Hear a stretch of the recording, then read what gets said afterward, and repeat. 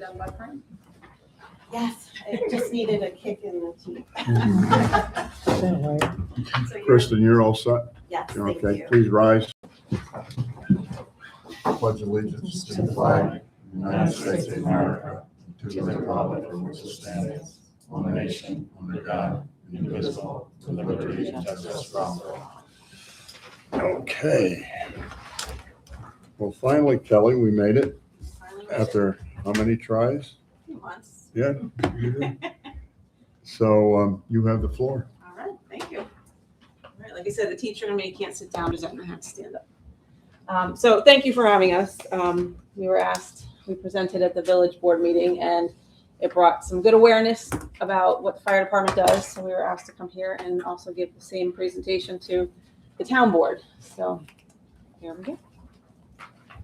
So one thing that most people don't realize is that we are 100% volunteer. I'm pretty sure everybody in the room knows that, but we have a lot of calls that we go to, and people do not realize that our department is 100% volunteer. So the reason we have this fire department is because we all give our time and we do it without pay. So it is just members and people in the community, your neighbors, who just showed up and decided that they were going to donate their time to the community.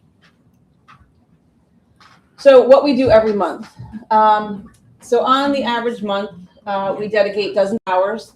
And another, I think, myth that people think is that we just kind of show up, go to calls, and go home. But there really is a whole myriad of things that happen behind the scenes that the community never sees. So we do go to fires, alarms, motor vehicle accidents, public service calls. But beyond that, we are constantly training. We train at least 2 formal big drills 2 times a month to maintain our certifications and readiness. We also are doing mini drills all the time. We have online classes we have to take. Firefighters do 1 set of drills. EMTs have a whole nother myriad of things to do. We have online classes we have to take and trainings that we have to do in order to keep our EMT current. So that takes, you'll see how many hours when we move forward. But we have apparatus maintenance every single Tuesday night. What may look like a group of people hanging out at the firehouse is actually us going through every single truck that we have. We pick 1 each week, and we have to put our hands on every piece of equipment that is on that apparatus, test it, check it off, make sure it's there, make sure it's working and running properly. That's once a week. Department meetings, whether you're an officer or a member, you're either attending 1 a month, or if you're an officer, you're probably doing several a month. And if you're on committees, which most of us are, we're there about 3 or 4 times a week. Fire prevention, and then all of our community events, and that doesn't even include all the time we have to do to fundraise. So we're looking at about 30 to 50 hours a month per active firefighter, every bit of it unpaid, all volunteer. This is our time to make sure that all of those things I previously said are happening. And again, if you're in a leadership role, you're there probably double that. And then if you're on committees and you're fundraising, we're adding to those hours as well. So last year we were at 955 calls for the year. That equaled about 80 calls a month, 18 calls a week, and 2 to 3 calls every day. I would venture a guess that we're going to be above that this year with the way things are going. In the recent couple weeks, we've been running about 9 calls a day, sometimes just shy of that. And all of them love to come back to back. So we're going to 1 call, then we're going to another, and it's just nonstop. So I think we're going to hit more than that this year. So 2 to 3 times a day, we're running out the door to go to calls. In just 1 3-hour stretch recently, we had handled 10 emergency calls in 1 day. So while our ambulance and crews were out transporting patients to the hospital, more calls were coming in at the same time. So once you reach that call and you're transporting, that ambulance is out of service. It's doing its job. So now we have to call in our second ambulance, which is the paid crew or the volunteer crew. They took a second call. While that was happening, a 3rd call came in. So now we have to respond we have to have another town come in and respond for our calls here in Millbrook. So a lot of times when you see mutual aid, people may think, well, why is our ambulance not getting out? Why are these other towns coming to Millbrook and servicing our town? Well, that's because we're already running calls. We're at the hospital. We're at a call. We can't handle more than 2 at a time because we have 2 ambulances. So we have to pull from other towns to come when we have multiple calls. And just the other day, we have 2 calls back. We were in the ambulance, Ted and I, heading to a call. Two EMS calls at the same time and Yep. and a And fire. dumpster fire. Yes. So we were heading to a call. They rerouted us. We had to turn around and go back to another call. So both our ambulances were operating at the same time. And while that was happening, a fire went out, which you need an ambulance at. So we had to pull from Amenia to come support us because then we're just all hit at the same time. So that's a lot of when you see other companies coming to support us, it's not because we're not getting out, it's because we're out and we're busy. So one thing that I think people were shocked at is the amount of time it takes for our ambulance when we're doing EMS. If we have an EMS call and we go to your house, from the time that tone opens up on our pager, we get in the car, we drive to the firehouse, we get the ambulance, we get to the scene, we take care of the patient, and then we transport to the hospital and come back. It's about 2 hours, 2.5 hours, depending on what happens on scene. Some are quick and we're loaded up and we're gone. It's maybe an hour and a half, 2 hours, but some take longer. So every time our ambulance is called out, it's usually gone for a good 2 hours worth of time. So if anything is happening in that 2 hours, we're going to have help from another town to come in if our other ambulances also are paid services out as well. So it's not a quick, and for volunteers, you have something going on, you're leaving, you're not back for another 2.5 hours. And then you get back to firehouse, you have to restock the ambulance, clean it up, and do your paperwork. So you're not coming home anytime soon. So that's about 1,423 hours a year committed to just ambulance time. So who actually shows up? 100% volunteer. Not all members are always available for every call. We all have full-time jobs. Unless you're Kara and I in the summer, we're off during the day. That's great. We can get out during the day. But once September comes and we're back to school, now you have people who have full-time jobs, cannot answer those calls during the day. So we have a few set of members who are available during the day. Most of us go out at night. And your work schedules limit your daytime response. It's not always possible for those who are doing this for free and volunteering to get to all those calls. But we do our best, and I think we do a pretty good job at that, especially when we're answering 1,000 calls a year. So what does it look like to be a volunteer? Again, most people think that we're paid, that we're at the firehouse. We have a lot of people call the firehouse thinking that we're there all the time. We are not. We are dropping dinner and leaving our family. I have been known to leave my poor husband at a restaurant by himself to run out to a call. So, we're getting up and we're leaving our dinner table. Some people are lucky enough when they are at work that they can respond if there's a fire. 2 a.m, wake up, get dressed, go out the door. No comments about me not showing up in the middle of the night. I don't like to get up in the middle of the night, but I do if I have to. You miss holidays, you miss birthdays, you miss time with your kids. You train for hours for emergencies that you hope never happen.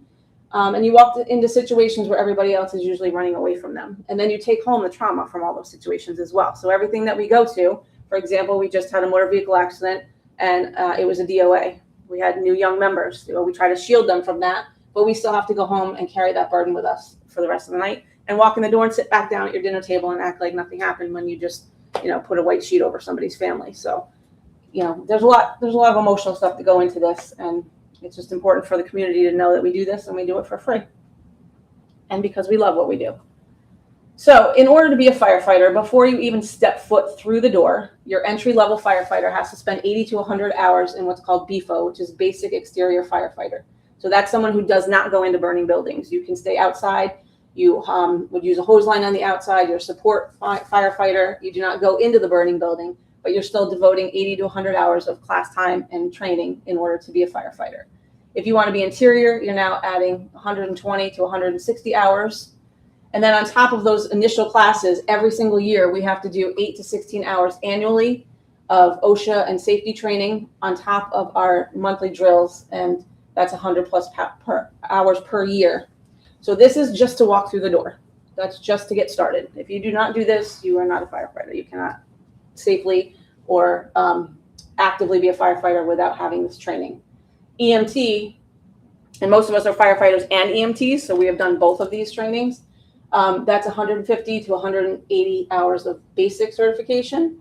Then you have to do your clinical and ride time, meaning you have to go and ride in the back of the ambulance and train. And then we have 26 to 36 hours every 3 years of continuing education in order to stay an EMT. So you're looking at 350 to 450 hours to be qualified just to get your foot in the door to be a volunteer in this or in anywhere in New York State. So one thing that makes us stand out a little different than every other fire company in Dutchess County is that we have the largest service area in eastern Dutchess County. And this was shocking to some people. I don't think they realized it when I gave this presentation last time, but we cover 64 square miles. So if you know South Shanks Road, which is all the way out by the Shunpike and past Troop K, we go out there and we go all the way down into Dover, where Taylor Oil is on Tinkertown Road. So we have had calls at one end, and then we're driving all the way to the other end to respond to a call at the same time. And most of the time we're doing it in our personal vehicles. So that's mileage for our own cars, gas that we pay for ourselves. But we do an enormous amount of coverage area for one firehouse. Most places have much less square miles and they have 2 fire companies. We only have 1 fire station. So the budget reality, we know last year's budget, we had $991,000 total funding, and this is from the town and the village. 600,000 of that is contracted to our EMS, our paid ambulance. So that remains $391,000 for the rest of that budget for us as a fire department to operate. So what that has to cover is all of our apparatus maintenance and repairs, the fuel and utilities, equipment and our protective gear, firehouse maintenance. And again, we don't own the building, we maintain the building, but it's not a building that we own, it is village owned. Our training and certifications and insurance and operational costs. So this is, as you'll see, an extremely low budget for a fire department to operate on.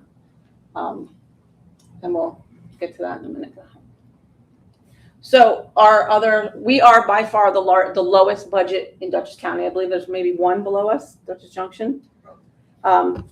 Which is just a little bit, but that's a very, very tiny fire company with a small service area. It's what? 21 calls a year. 21 calls a year. We're doing 1,000 calls a year. So a company with 21 calls a year has a slightly lower budget than we do. So we are 21 very small for a year. Yeah, it's We're doing 1,000 for a year. So they have a slightly smaller budget than we do. So most of the fire companies around us are operating at about $1 million, usually well above that. Some are 2.2, some are 2 million, some are $1 million. The next lowest budget from us is well over 100. It's about $250,000 higher than we are, with half the coverage size and much less calls than we do. Can I just interrupt you for one question? Sorry. Are those, just I'm trying to get a comparison, are those firehouses that you're speaking about, are they also all volunteer or are some paid volunteer? 100%. Most of them are 100% volunteer. Okay. There's a couple, like Pleasant Valley has 3 paid guys. Yeah, okay. But I'm going to get to that, what that means if Okay. we have paid people on. And then, I'm sorry, then the $1 million, would that also include, like their contracted? Oh, No, okay. that does not include their contracted EMS. So that $1 million budget or $800,000 budget or $2.2 million budget does not include their contracted EMS. That is just for the fire department to operate themselves. That's a great question. Thank you for saying that.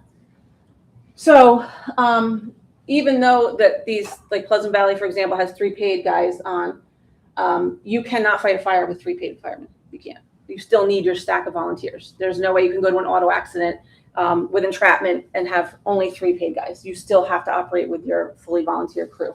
That is just to help ensure that their trucks get out, their ambulance gets out, but they still need their volunteers. So what would happen if, for some reason, Millbrook did not have volunteers anymore? So this is the cost of a limited paid staff. So if we put on 3 paid firefighters to make sure that we got out the door, you're looking at a salary of $55,000 to $70,000, plus benefits, their insurance, payroll taxes, their retirement fund. There's another $25,000 to $35,000. So per firefighter, it's about $80,000 to $105,000 a year that you're going to pay. You need 3 of them.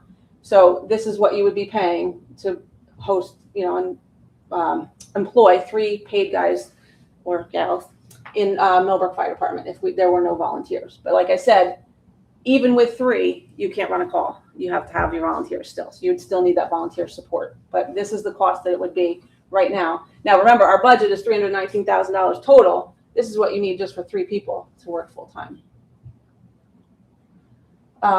So the reality is that we have, our apparatus is 20 plus years old. So we are now working on getting a new rescue truck. It does not run well. We've broken down a few times going to calls.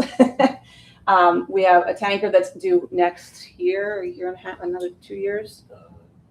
29. 29. Okay, so we have another tanker that's coming, and these are over $1 million for each of these trucks that have to be replaced. And our trucks are beyond these 20 years. Our protective gear that we wear to fight fires, some of our gear is over 20 years old. We had a problem. We had a whole group of new members, which we've had over 50 new members in the past 2 years, which is phenomenal. And most companies are reaching out to us asking, how do we do this? Because that's not really the case for most places. We put them through firefighter school. We had to borrow our gear from Unionville because ours was so old and outdated that they would not be allowed into the class safely, and it was against code. So we had to borrow gear. So we had people wearing Millbrook, people wearing Unionville gear, and thanks to Unionville for letting us borrow in order to get them through class. So How many sets of gear would you need to, in a perfect world, each member should have 2 sets of gear that's interior. right? So the officers, for like myself, I have 2 sets of gear because if I go to a fire right now and it's contaminated, as soon as you come out of a fire, it's toxic, it's contaminated. I need to have another set of gear if tones go out and I have another structure fire. Most of us don't have that. So if ours isn't off being clean because it was, filled with blood from a car accident or it was contaminated in a fire, guess what? I'm not responding. I have no gear. How many interior firefighters do you have? What do we have about? 14 or 15, I think. Right? Yeah. So you would need, 30. and how many sets are obsolete of gear? Or obsolete? would you So say? yeah, the National Fire Protection Association establishes standards for apparatus life and turnout gear life and a lot of the equipment that we use day to day. The 20-year apparatus service life is an NFPA standard. It's not a law. There's nothing that says we have to Right, replace our right, trucks every 20 years, but it's an industry best practice. And the same thing with turnout gear. Turnout gear, interior structurally used turnout gear for an interior firefighter is recommended to be replaced every 10 years. I thought the village had you on a 7-year rotation for turnout gear. did I make that up in my head, or is that, I thought I heard that. I mean, it is in our budget, but we have a lot of new members. So once those new members come in, we have been, we buy a little bit of gear for each person, but most of them are operating with old gear. We Okay. don't have enough to So when do a new member everybody. joins, usually they'll get a used set of gear. We'll find something that more or less fits, and that'll be what we send them to class with until they can get through their initial training and we see, how they're going to do. Are they going to finish it? Do they want to stick around?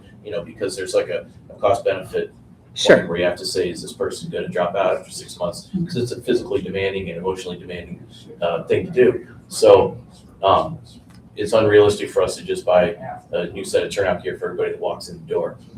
So we make do with used gear. We, sometimes when we send people to the basic exterior firefighter class, they don't hold those guys to the 10-year standard. So if the gear's a little older than that, they'll be like, okay, they can still take the class.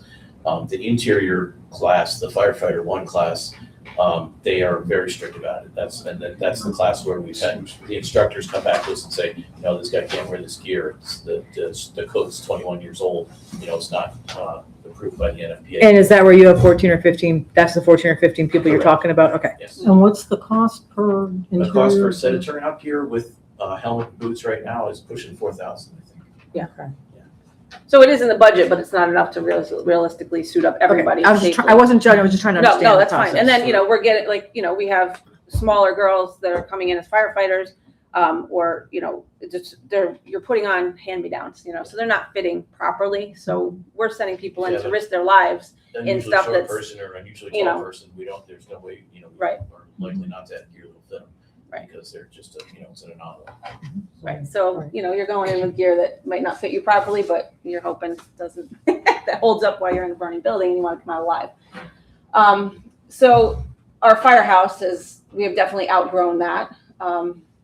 We have, as we get new apparatus, it's bigger. The gear and the trucks are bigger. It's holding more equipment. And my biggest stress, my biggest anxiety of the day is backing in 4911 because there's literally 3 inches of space between the window. So that's my stressor of every day that I have to back the fire truck in is whether I'm going to take out that mirror or not, because we're tight. There's about 2 feet of space to walk behind each truck. We're just packed house right now. And then as far as an outdated firehouse, that's, that's a whole new story. We currently have, not a working AC unit. Our phone lines are outdated and they don't work any longer. All these are 30+ years old and irreplaceable. So we're trying to figure out how we're going to fund that and make sure that we have, a place where we have AC and can hold community events. We no longer can do our blood drives there because they have to have a certain level of temperature in order to host the blood drive. So we've had, thankfully, Unionville has picked them up for us because we can't offer them anymore without AC. So it's a little bit of an operational impact. It's hard when you're working hard to save property and lives, but at the same time, you're spending your time training and trying to make sure you're maintaining and then having to fundraise at the same time to keep up with the aging building that is falling apart. So it's a lot of time. It's a lot more time commitment on firefighters to now have to fundraise for, all the things that we need. Luckily, with all of those stressors, we have 50 new members come in the last 2 years. And, we try to make it as fun as we can. We even, we just had the carnival. It's a lot of work. It's hugely taxing on our members, but we make it a good time and we have fun doing it. So I think that's what keeps our membership there. They feel a sense of belonging. And we just have a really good place to be. Now, are those 50 members, would they all have their basic or interior? Now, almost all of them do, because this was from looking at from last year. Okay. We haven't had a month yet without a new member. Got it. Since I did this, we have a new member every single month. We have not had one, right? We haven't in like a And there's couple some years. are members that were active years ago and have come back Yeah, we had a recently. couple that had moved out of the area. Okay, recently moved nice. back, so So does their training transfer or do they have to start over? their initial training is still, once you take your firefighter 1 or basic exterior class, you don't ever have to take it again. Okay. So we do refresher training. Got it. Yeah, you just have to keep up on the training. Yeah.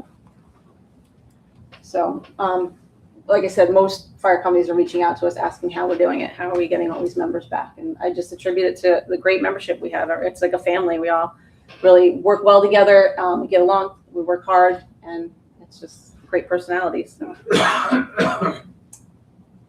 so I mean, that's pretty much the gist of it. That's what we do. That's what it takes to be a volunteer firefighter. I think it's important for the community to know that. And, just we're not the ones that ask for help. We're always the one giving help. We're out help saving lives and going to EMS calls and being there on your worst day. So it's very hard for us I think we've kept this quiet because we're not the ones that usually broadcast what we do. We do it silently. We go home. But now we're at a point where it's time for us to ask for help. We're struggling. The firehouse is struggling. We don't have working everyday necessities that we need to get the job done. So I don't know what the solution is. As a taxpayer, I don't want my taxes to go up. That's not what we're asking for. But we are at a point now where we need community to help us. Like I said, we don't have a working AC. We have 30-year-old phone systems that aren't holding voicemails anymore. The big thing with that is we've had 911 go down in the past where if that happens, phone calls are fielded to the firehouse and we become 911 and we answer those calls and dispatch ourselves. We can't do that right now. If something happens, our phone lines are not, they're obsolete. They can't be fixed any longer. So Is it a Verizon issue or a Firehouse issue? it's a firehouse issue. The phone lines the whole system was put in 30 years ago. So we had the original people come in that actually put them in and they're like, these are obsolete. You have to go with a whole new phone system at this point. I can attest, I've been a member for 25 years and I was there when they put the phones in. I was new. So that's how old those Yeah. phones are. We've had some of them break and they just disappeared, like they're no longer on the wall. And the AC system went down. That's also so old that you can't get the parts for it anymore. The gases are not, you're not legal. You can't use them anymore. So we're just in a stifling firehouse at this point. So, it's just time that we're wondering. It was 103 in there this afternoon. Yes, and terrible. we had our company meeting in August, which was great. And then we were Can you sweltering. help me understand the relationship? Just help me understand the relationship with the village. So the village owns the building, Yes. but the fire company is responsible for the maintenance of the No. building? We have just done that just because we're there. We just do it. We take care of it, but we are not responsible for that. No. Oh, okay. So that's, So if we need a major repair, we budget it in the village budget, and this cost is split between the town and the village, like all the rest of our operating expenses. Recently, in about the last 10 years or so, we've gone before the village for a couple of major projects, including replacing windows. We had attempted to budget for the air conditioning a few years back, and because of other things that were occurring in the village at that time, they asked us to hold off. We put it, the fire department, the membership corporation paid for a new roof for the firehouse 3 years ago, which was $200,000, was it? You were supposed to get paid back. And the village is paying us back in increments on that, because they don't have the money for that type of capital expenditure. But we gave them from the town as well. We gave a good chunk of that. So it all It wasn't gets just a the portion village, the between town the gave a good chunk of Right. that as Right, well. that cost is being, agreements with the village and we pay a part of it. correct, yeah. And I think we're trying to be creative with how we use our budget. Kelly could speak more on how much we were paying for a cleaning company that would come in. We've taken that over, like the members are now cleaning the firehouse. Yeah, I remember that from the budget Yeah, we had season. like $8,000 a year that we were paying for a cleaner, and we got rid of that, and we said, you know what, we can do it. And we do it ourselves now. We go in and we have a work detail, we clean the bathrooms, we mop the floor.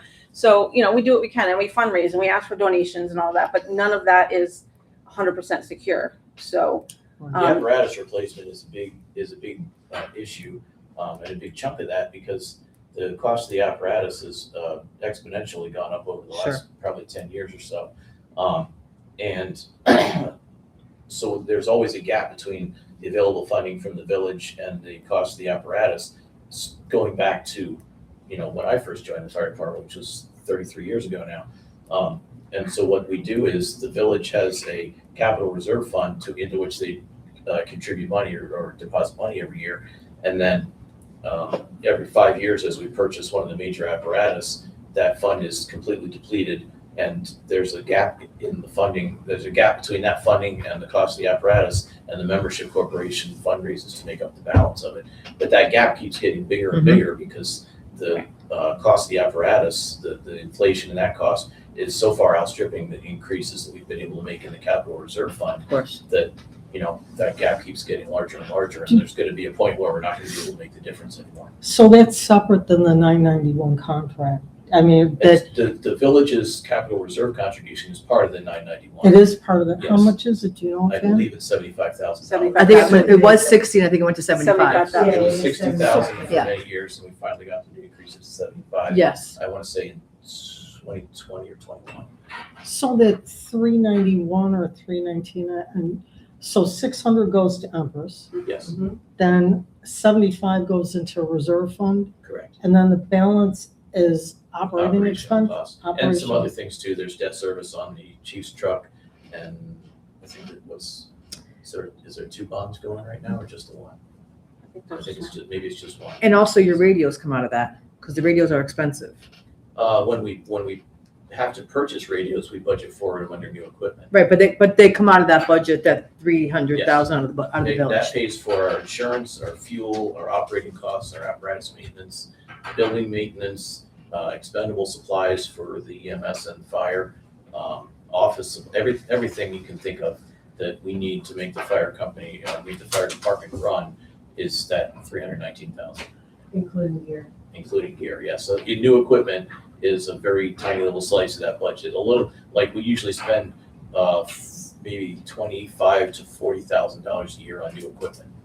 That's what we have to buy: turnout gear, hose, tools. You know, if we need to replace a tool, or you know, we see a new tool that's going to make our job easier and we want to purchase it, we have to somehow fit it into that little $40,000 chip of that pot. Can you guys do inter-budget transfers on your own, or do you need village approval? I would assume The village has approval. to approve line item transfers, Okay, but we rarely do it. right, okay. I'm just saying, if you had an equipment issue and you saved on insurance, you can't do it without village approval. So, Yeah, and Just trying to understand the process. The village is usually pretty flexible about that kind of thing, and where it usually comes into play is near the end of the budget year. Sure. Insurance and fuel are a big one, because if we don't spend as much on fuel as we expected during a year, or we don't spend as much on insurance, you know, we can transfer some of that money and maybe pick up a few new pieces of equipment at Right. the end of the year that we were waiting for because we didn't have the money in the budget. So, and that's not uncommon, Sure. but it's, you know, it's a hit or miss. You can't plan for it. so what do you, oh, no. So what do you guys count on?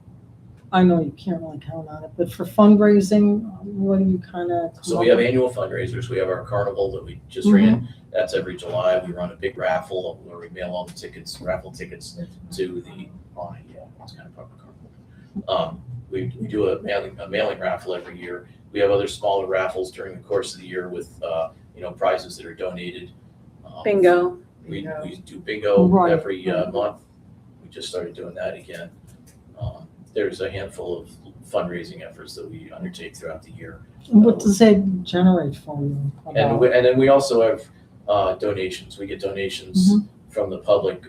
When we respond to calls at someone's house, they'll send us a donation. When we're, sometimes people pass away who were connected in the fire department in some way, so they'll say, make contributions to the fire department like they might for, St. Jude's or Children's Hospital or something like that. We're a benefactor of a lot of that kind of thing.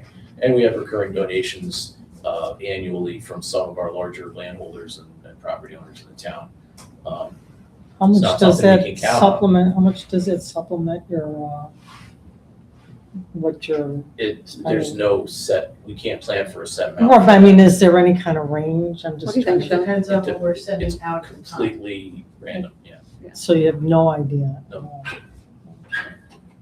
I mean, it depends. You could have a great night of bingo and you've made, maybe $2,000. You have a lesser night. Or if there's a structure fire that night, we're all gone and we can't hold bingo. Right, So right, this is right. all like, toss of a dice, whether things are going to go right. The carnival, if there was a structure fire that night, the carnival shuts down because we have to We leave. wouldn't sell nearly. as much So food. you can't count on any of that. So, yeah.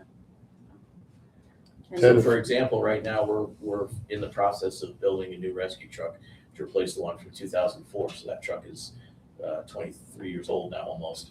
And the new truck is going to be 1.2 million, I think it is. Mhm. And the village's contribution to that is going to be about $500,000. And so the fire company has been, scrimping and saving and fundraising for the last 5 years. And, we're going to attempt to make up the difference of that through fundraising and donations. It's very generous to do that. I mean, I know It's you. a lot of work. Yeah, it is, and I don't know, we love doing it. We're happy doing it, but I don't know how sustainable that is for the What's gonna happen foreseeable 5 years future, from now, you know what I mean? well, 3 years from now, when we have to do another one. Our fundraising period keeps getting shorter and the cost of the apparatus keeps getting bigger. So Right. and then we're running more calls on top of that as well. So we're tiring people out, to be honest. can we get a brief update on the training center grant? That would be Dominic. Okay, Yeah, so we did the demolition of the old house. I that was saw there that. was done. And the fire company paid for the containers to remove the debris from that. And we're waiting for the county's reimbursement process to pay for their part of it. And as soon as they do, then we'll get started ordering the new equipment that's gonna go. okay, so it's still, Kevin's been looking that up now. it's still on. Yes. No, I it's was definitely getting still on. nervous that it was time. No, yeah, Okay. and well, It's a and we slow already, process. I know. yeah, we got an extension for the grant. I remember you got And they it were- first. They were Okay, really good about that. And when Dom explained to them that he was having issues getting the reimbursement, I don't know why it's taking so long, but he's been in contact with whoever handles that at the county several times now. And they said, okay, it's all taken care of, and if we need to extend it again, we can. Great. So hopefully we'll have it done. Yeah, I believe it expires the 31st of December this year. that's what, yes. And so they said we can extend it again if we need to, but we're hoping to have it done. And we are always looking for grants. Oh, I know. We have, Theo, he searches for a lot of grants, which you put in, but every volunteer fire company is searching for grants, so it's very hard to get awarded one. Several years ago, when Dover was covering the eastern part of our town Mhm. for a very minimal amount of money, I think it was like $5,000 a year. Yep. And then they, all of a sudden, they decided they wanted to pay us, they wanted us to pay them like 25,000 or something like So that. we had two situations that occurred. One was with Dover, and one was with East Clinton, both of which Right. we were contracting with to cover a little portion of the town that was so close to their firehouse that it was absurd for us to consider trying to drive all the way down there. For Dover, it was the little corner at the end of Tinkertown Road. down Tinkertown there. Road, right. Taylor Oil and the two trailer parks down there and that little corner. We were paying them, I believe, $8,000 a year to cover that. I was chief then, and I was perfectly happy to keep paying that contract for as long as they wanted to do it, Right, because it's a no-brainer. Like, why would we? but then they wanted a lot more money. So Dover, somehow they got into a discussion with an attorney of theirs whether they would be held liable if they didn't respond, if no one was available and they didn't get out for a call down there, which they would still dispatch us, we would still go. The whole thing was kind of silly, and so they just said, we don't want to do it anymore, period. Yeah. East Clinton, they decided that they wanted to significantly raise the cost of that contract, and that one was a little less, I think, like more than 1,000% increase.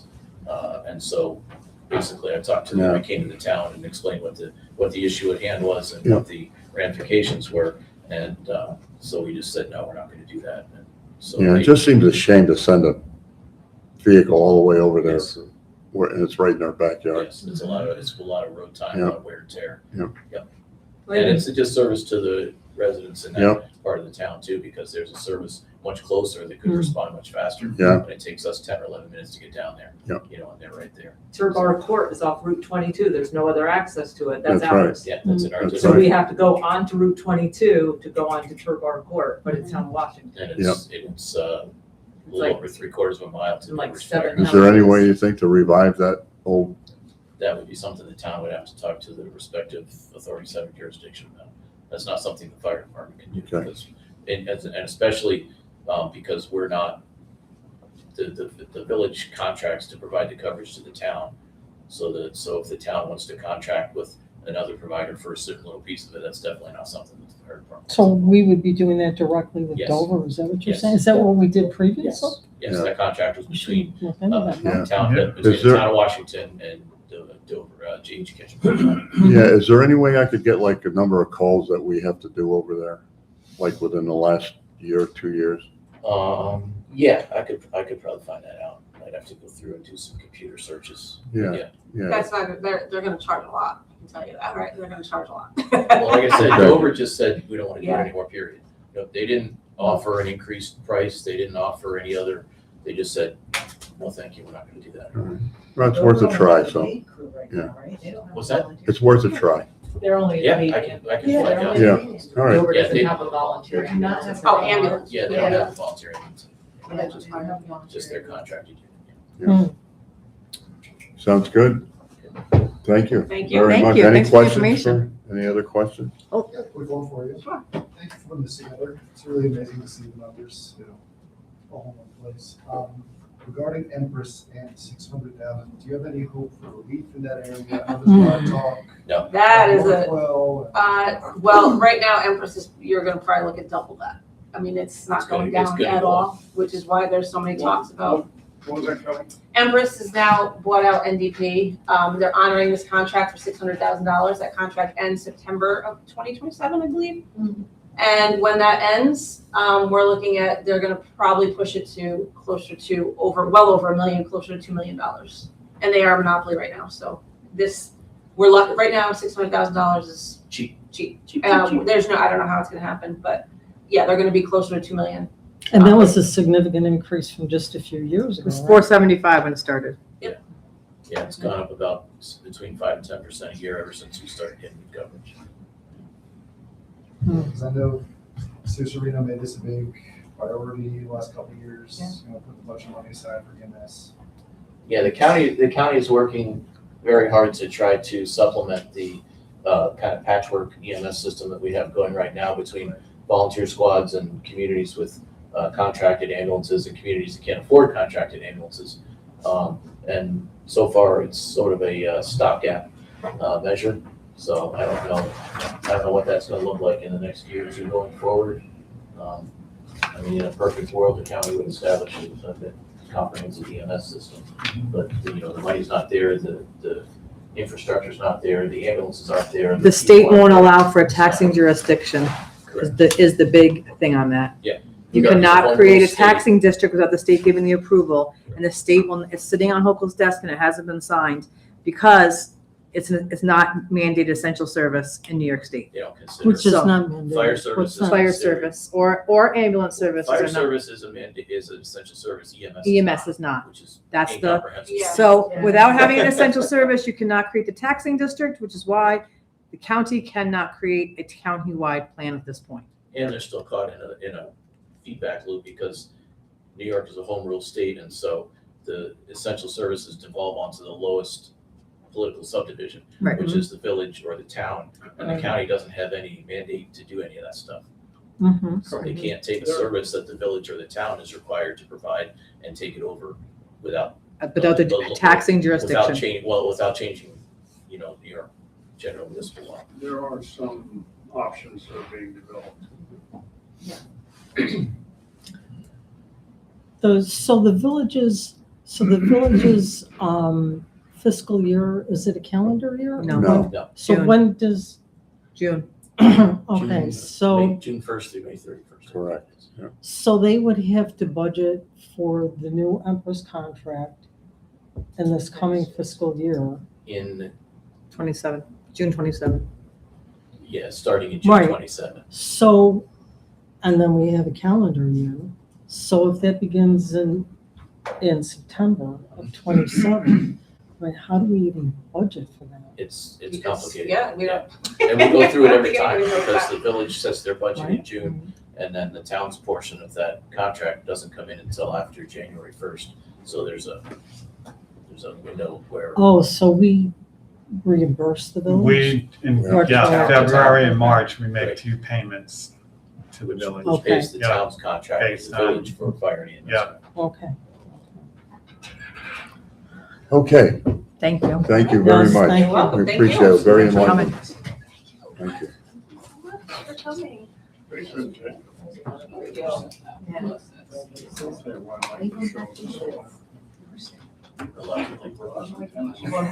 This is most likely my last, you're 90% sure I'm retired. We always thought that. I have February 1st to decide. He's right, I have it. I could have retired 2 years ago. This year, that's my goal. Maddie's out of college, she got a job, she can step away. Yes. Yeah, she's out, she's gone, she's on her own, she's an adult.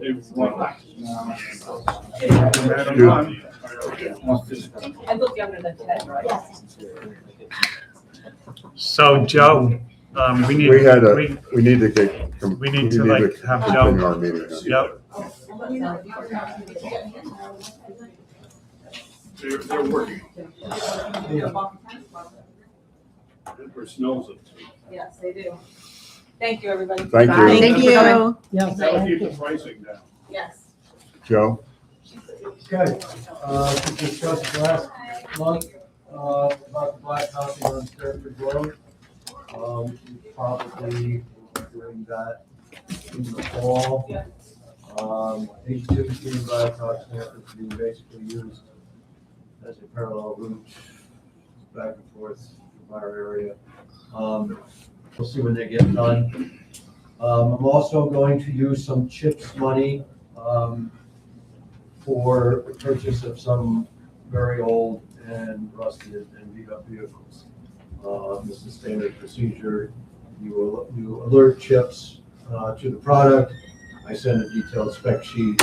They approve it, and then we go out to bid, obviously through the state bid that we've discussed here for the last few months.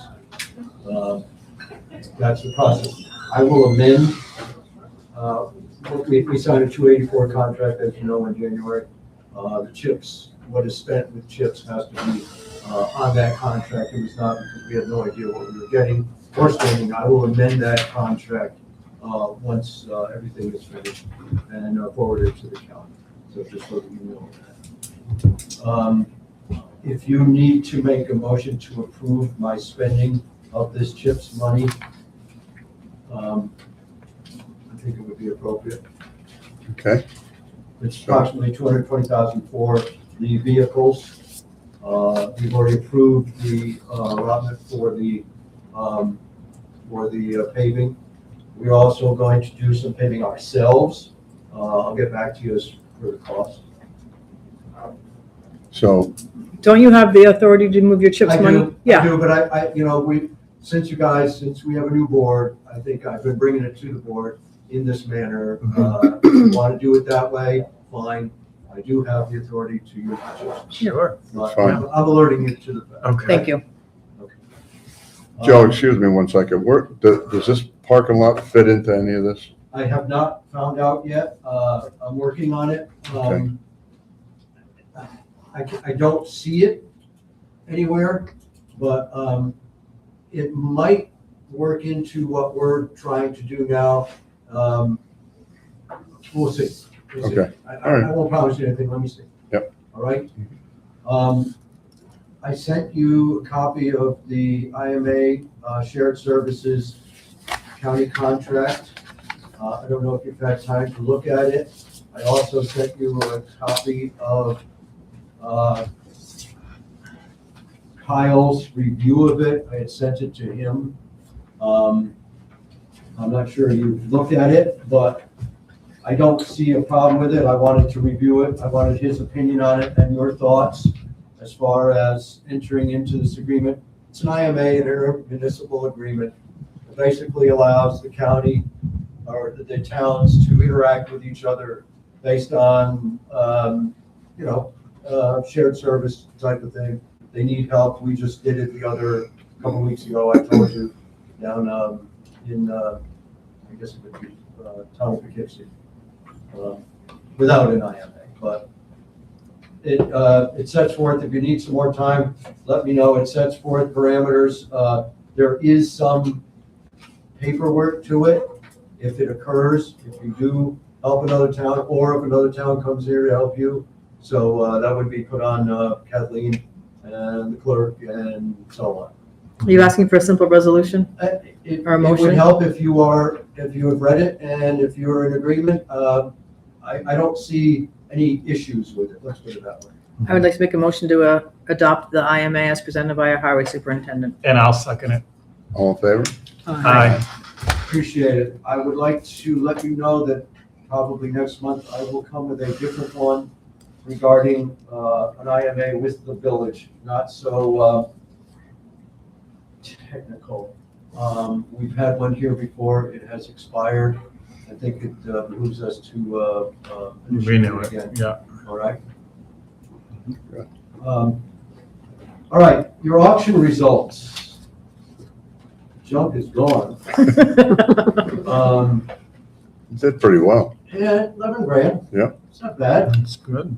Yeah, I can buy some seat cushions for a new truck, where they're priced now.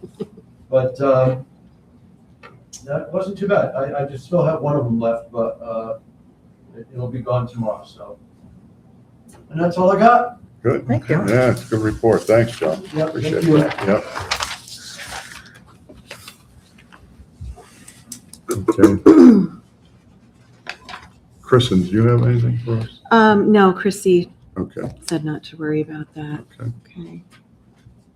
Okay. And we also just got our bank statements today, so they can do the audit.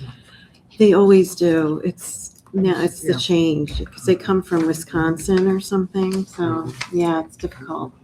Danielle, it's your turn. All right.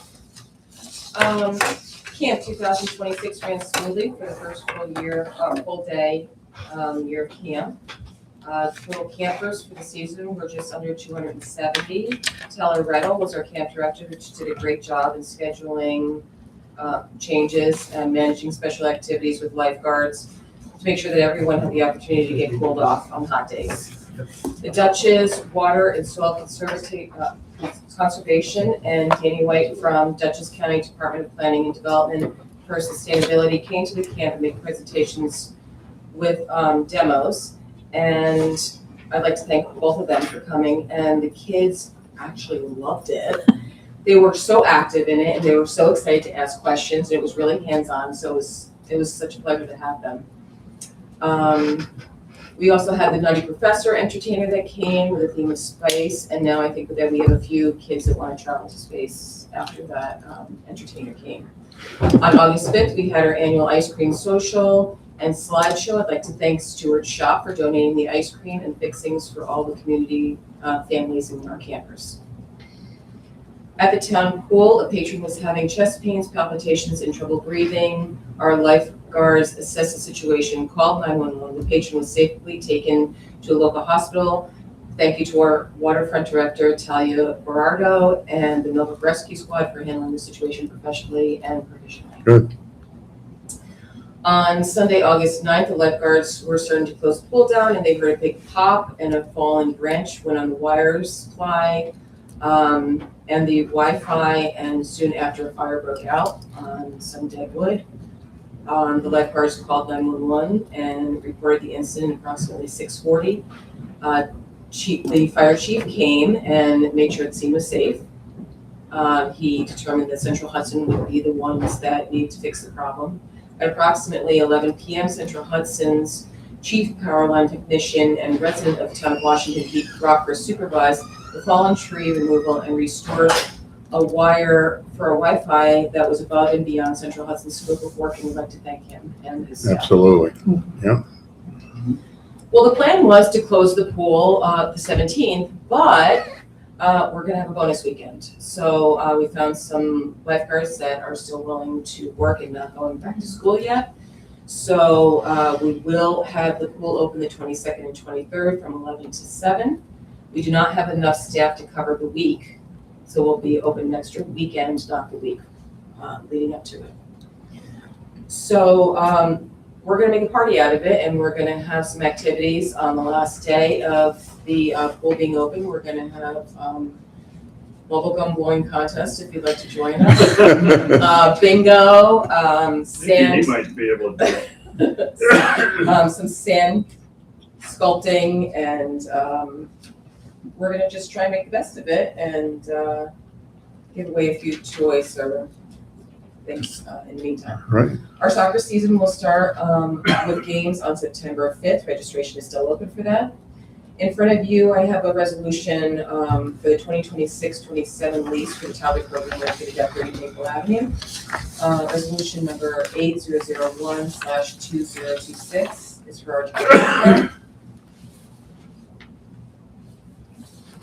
And we're looking to get that lease signed and resolution for that. So when does that commence? The lease commences when? On September? 1st.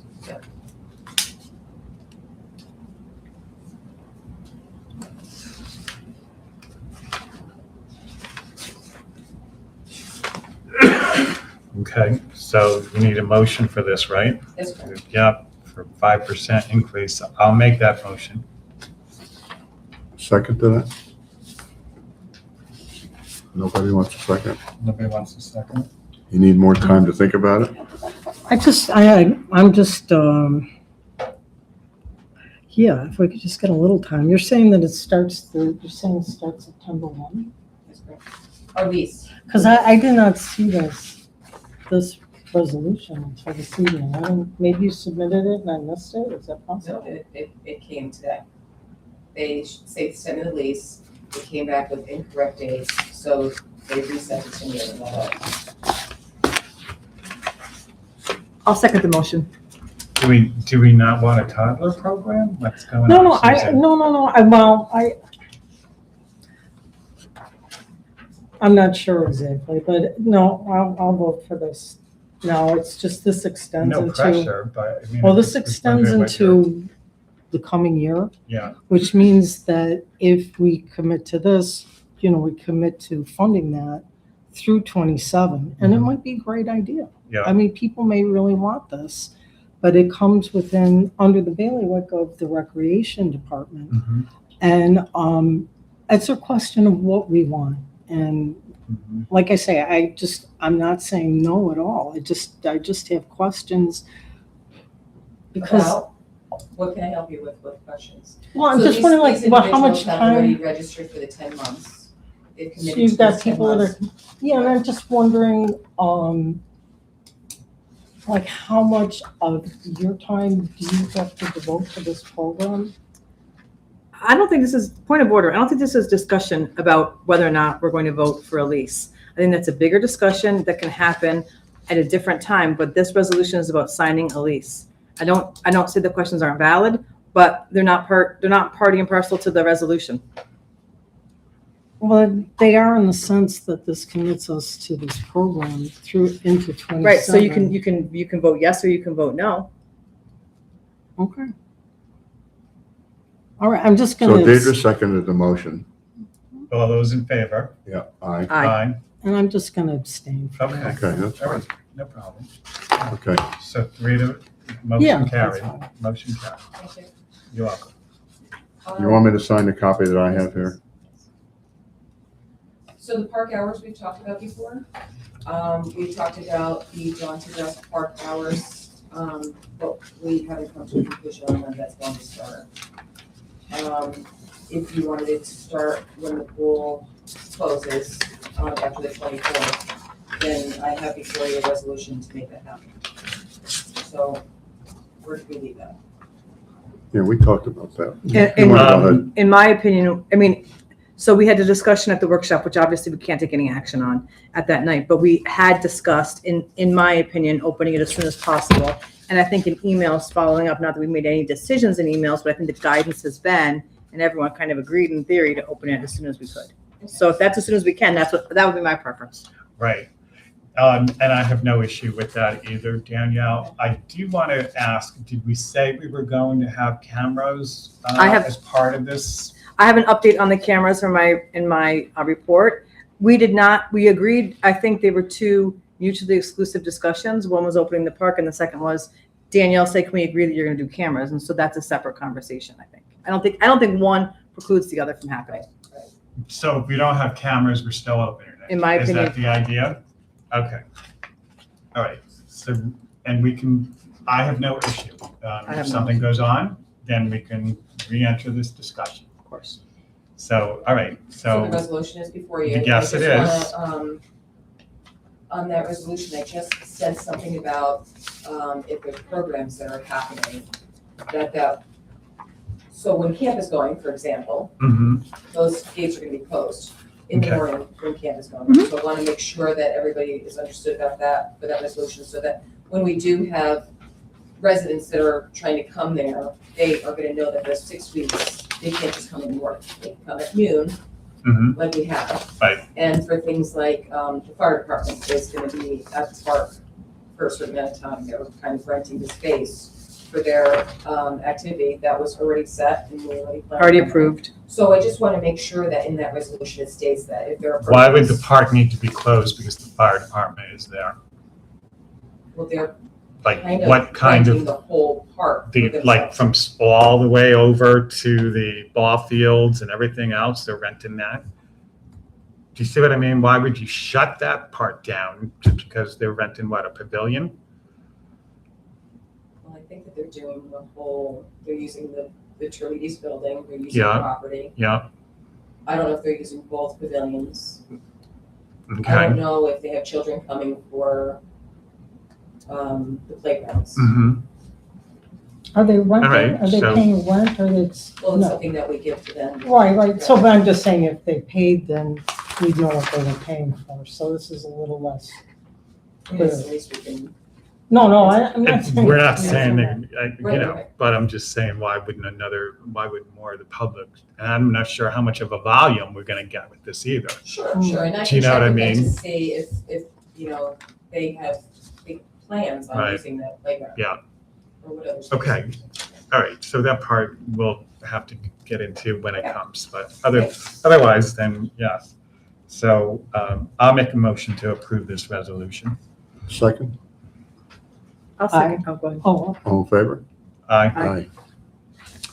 I just want to report that trunk or treating is going to be on October 24th at 1:30. Usually we cancel soccer for that and just have it in the morning, but I think that we should continue to have soccer and just have it later on in the day. I don't know if it was at the feasibility or if it was at the town board meeting, we talked about the large pavilion and the money that it would cost to update that. So I just wanted to revisit that for a minute, because we were thinking that it would cost $10,000 to renovate the large pavilion, but Matt has put together a total of labor and materials to do that, with a total of $5,400 with a month's report, and that includes his time. In my opinion, I thought the discussion was that we weren't interested in investing in it at this point until we have a master. Well, how long does that take? That's the only issue, I You know, think. I'm thinking We were that thinking in the once- spring. What was that? We were thinking the spring, right? We would go out to RFP and go out for bid and start the Right, so- process. I've heard that the process can take up to a year. to do that. So the RFP, if we go out in September for it, let's say, and then maybe we get it back by September, October, November-ish, and then we can hire the people, maybe January because of the holidays, we would start the process with them. So this would be maybe a year to make that happen. Probably. And your refurbishment, what is that going to include? Well, Sort of there's matching kind of a what's, dip in the roof yeah, that is gonna be fixed, and then the whole thing is gonna be painted, and there's gonna be cedar shakes on the side, and yeah, that's about it. Like the one that he did next to the Terlitas building is just it's incredible. just incredible. And do you have that in your budget, Danielle? Yes. You do. All right. So, I mean, I would love to go ahead with that. So I don't know if I need to, do I make a motion for that?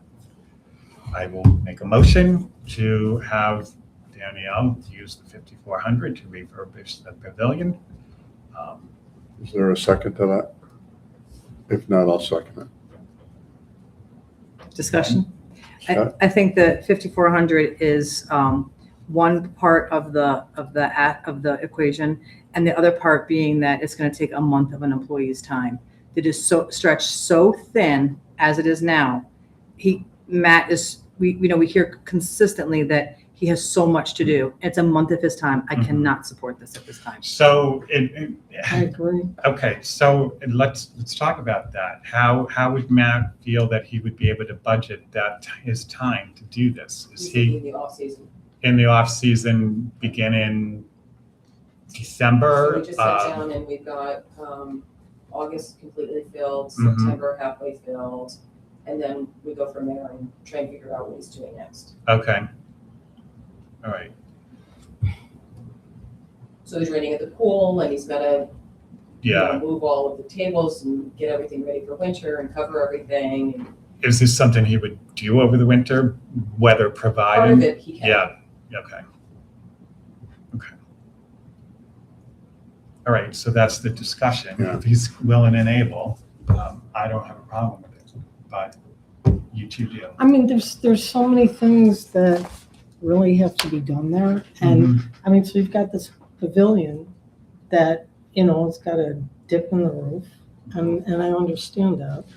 But, I mean, it's an outdoor facility. It's not like it's housing and interior, it's not like it's the Yeah. Toretti's building. Yeah. That would need, that would definitely need that.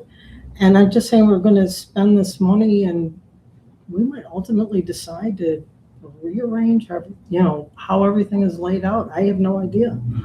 And so I'm not really sure what the Well, for the cost time effectiveness being, like is. $5,400, and if Matt's willing and able, I would strongly suggest it because of how he refurbished the one that's already there, and it's absolutely beautiful.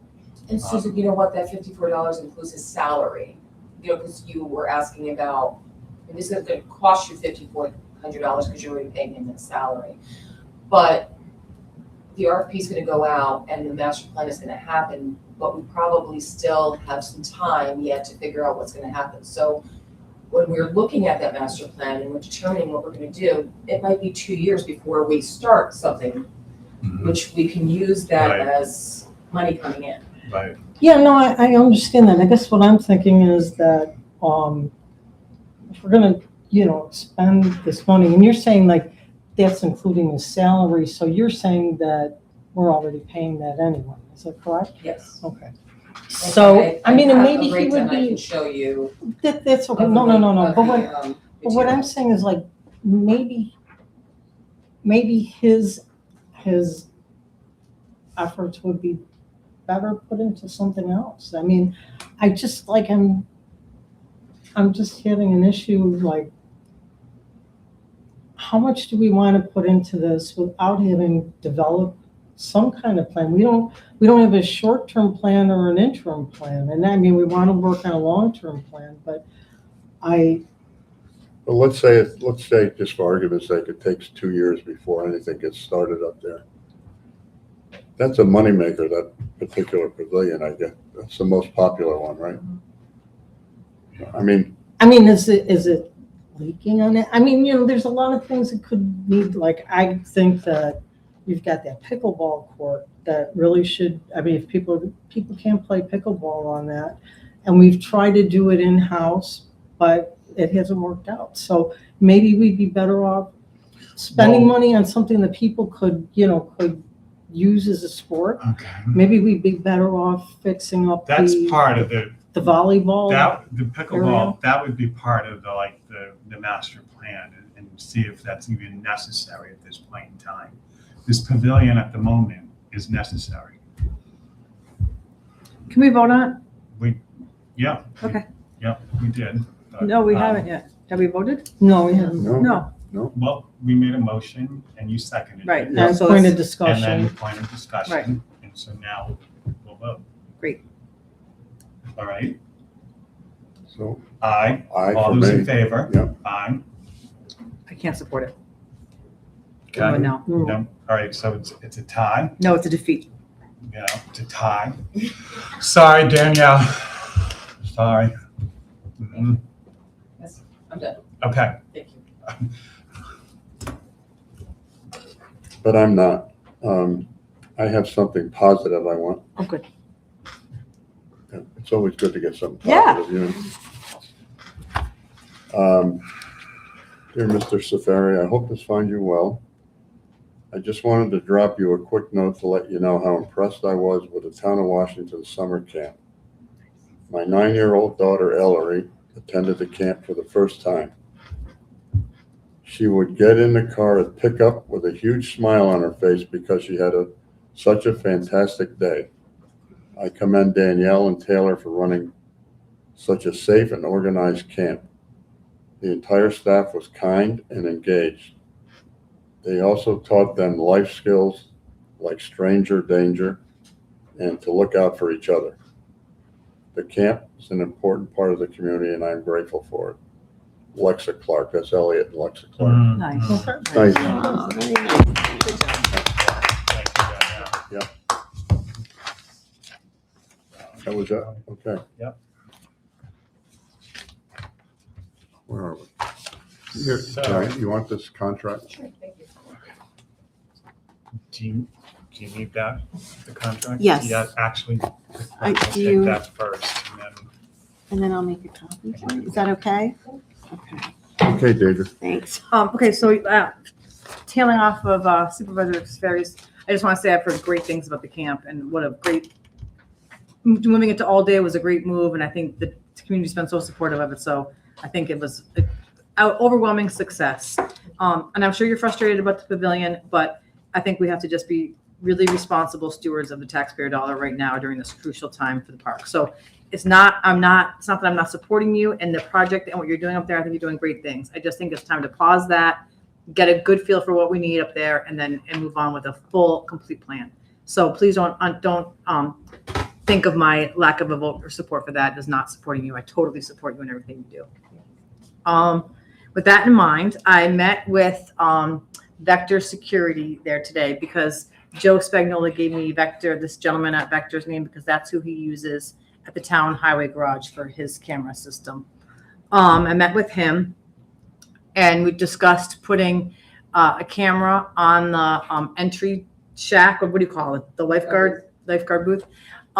It would go up in the air off the gable about 3 feet because it will be a panoramic camera, which means there's hundreds, I learned more cameras here. There's a 100-degree camera, which is a single lens.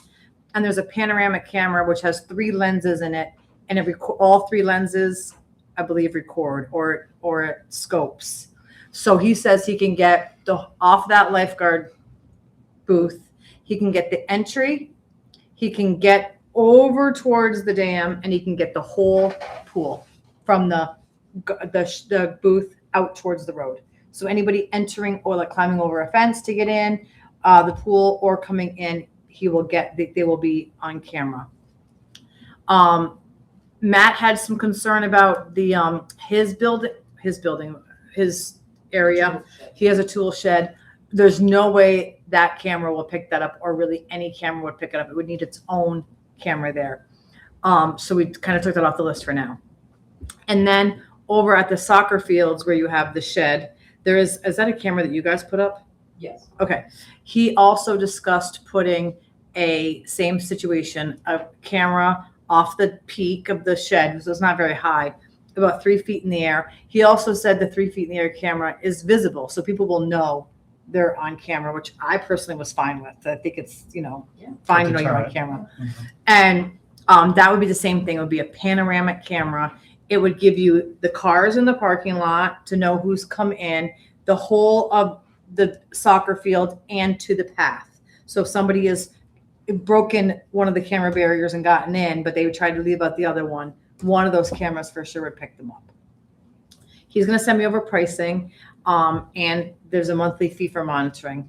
The price that he gave me, I'm not going to say it now, but it was not cost prohibitive. And I think I said to him, I don't know if it's in this year's budget, or I don't know if we need to budget for it, but it's something we definitely are interested in doing. So he said he'll give it to me in 2 to 3 days. So at the next meeting, I'll be able to present the pricing and see if it's something that we have in the budget Is now. it worthwhile getting another quote from another I company? certainly can. Yeah, because I'm telling you right now, Vector is not the easiest people to deal with. Oh, I don't know anything about them. Okay. They're just not they're not. Okay. Service is terrible. Okay. Second, I can ask around. Like ADT or something like that. Okay. Second camera. That's fine. Question he had for me after we left the site, he called me. There is internet up there. Yes. Okay. Is it in the main building? In the Terlevi's building, or is it just? So it's in the lifeguard booth. Okay. There's an extension there and in the cheerleaders. Okay, perfect. So, just There's an extension. a way to of the like shed. back up information. And somehow there was some that worked in the soccer. I don't know how, but it works. It did work Take it. that camera. Right. Okay. Oh, right. Okay. Because we talked about the shed, the soccer fields, maybe having to do a Starlink. Oh. Something there. Anyway, so that was all. It was a positive meeting. Danielle has written and is submitting the letter of interest that I emailed everybody about for the grant for the master plan, or go for the RFP at the master plan at the park. I think she sent it off. She sent it to me. It looks great. She did a I great was job. waiting for tonight. I was sent it. Okay, yeah. That's for Understory, right? Correct. That's who's the Yeah. former partners in climate change. Yeah, right, yeah, right. that's the Chris, yeah. And they have sort of a very general scope, like, so you can maybe shoehorn Planning and. this in, The right, second phase is a little bit more detailed on what they were looking for, but we do. right, and like coordination with the community and all Yes, that. Okay. So it's a first come, first served grant, which is why it's time sensitive. And when is it's due? September 15th, but it's first come, first served, so we wanted to get it in It's fast. November. September 15th, he told us, right? I don't have that with me right I think he told us, I mean, I think there was a meeting or something maybe in I September. think it is September. I think it's September 15th. So anyway, we Well, got if it our, is, yeah. now. you I can- can email you back and let you know. we have our letter of interest Oh, being, going out. And then the last thing is Lisa Evangelista, town assessor, sent us an email today with the data collection that we've been asking for and suggested setting up a meeting. And so I'm happy to go ahead and have a meeting with her to talk about data collection. But in my mind, the timeline that she sent, we're going to be, years. So I think we as a board have to discuss, and I don't want to do it tonight, maybe when Maxine is here, where we want to go on the rebound. Mhm. So can we put it on the agenda for next month? Sure. Does that work? Absolutely. Okay. Right. Yeah. Okay. And in the meantime, I will try to meet with Lisa Yeah. just to understand exactly what she's saying. But I mean, it doesn't seem like that's going to be a viable option. And that's all I All have. right, cool. Thank you. Joe? All right. Last month, July, there was no ZBA meeting, but good news, there is one on the docket for August 18th. Regarding Oak Summit, the land acquisition is completed. Awesome. Wow. The cover sheet for the contract plans are going to be sent to me momentarily in the very near future. Once it is signed, the plans and specs will be sent to New York State DOT for review. Dan at Colliers hopes to plan a meeting in late August to go over bidding, construction, and inspection. So I think the late August is wishful thinking, as DOT still needs to review the plans and specs, and it's already August 13th. Are we close to So- the end zone here? Yes, for submitting final plans and specs to DOT, Actual yes, we are. construction would be next year. In next year, but what Dan's schedule is, if we recall, we have 2 years on the design phase. So that includes submitting final plans and specs. Again, we are over the deadline for May and we are over the deadline for July. So he's asked for an extension for October. He feels that that will be no problem because of what DOT is asking us to include in the plans. So he feels that, it's on them, so it's just, they will give us the October. So once that is done, we go to bid possibly October, November. And then hopefully beginning May of next year would be the start of a construction season. So once that starts, we have a renewed allowance of 2 years per the grant for construction. So we will be well within that 2 years from start to finish on construction. Right. Okay, so that's where we stand now. Sure. Okay, but like I say, August, he wants to meet, go over that schedule. Like I said, it's middle of the month already and possibly maybe September. Thanks, Joe.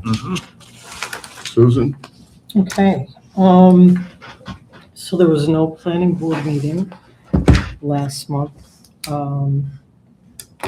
And at the Conservation Advisory Commission, we discussed the EP district, and the town board last year approved a matching grant, and you hired a planner to identify, to basically map the EP district. So in other words, we have the EP district on the books, it's a law, but we do not have the accompanying map. So there's going to be a discussion with the planners next week.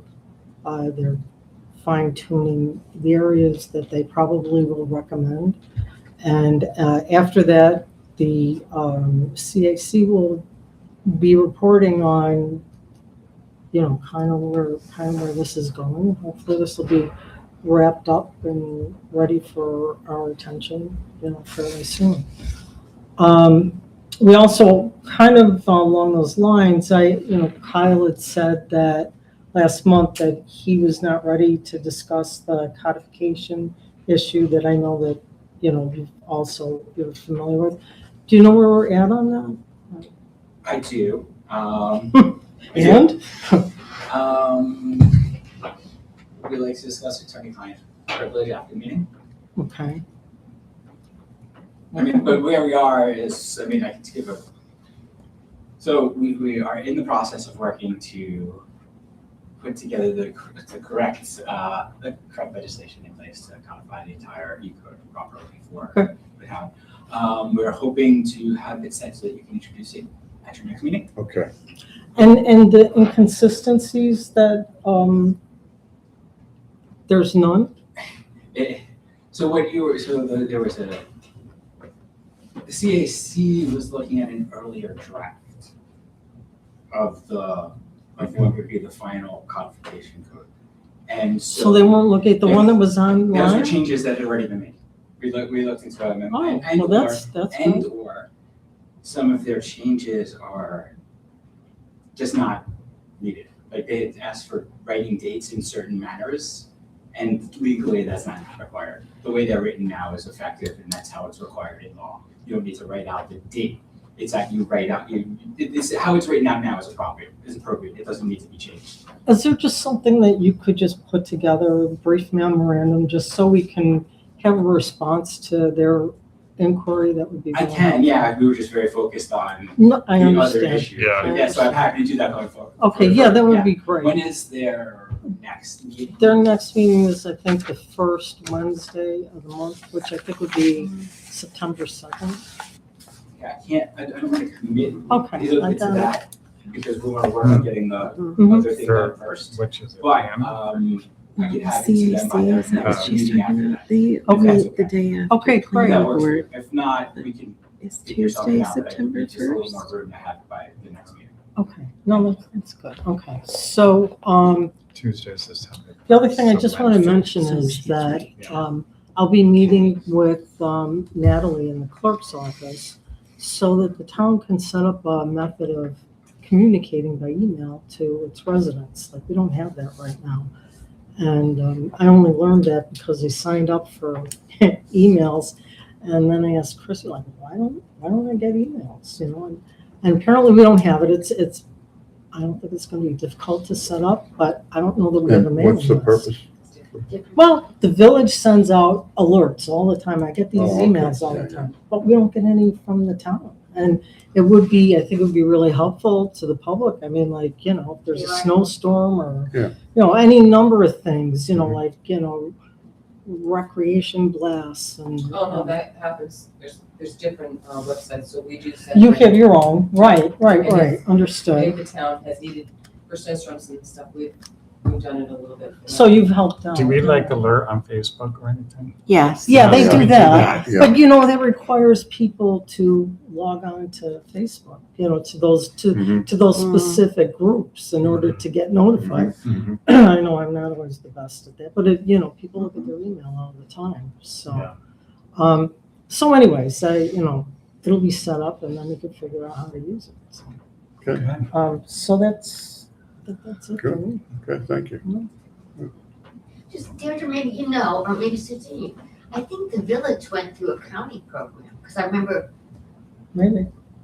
does that make sense to you? I had to sign up for something to go to lessons about it, and then it got, they're wonderful messages, you know, the water can turn off, I don't Right. remember if it was through the county or not. I honestly can't remember. okay. I remember them Somebody doing it. helped with it, and it's very effective. I'll call Sarah, she should know. Sarah will, Right. or Nicole, right, Right, okay. but it is helpful.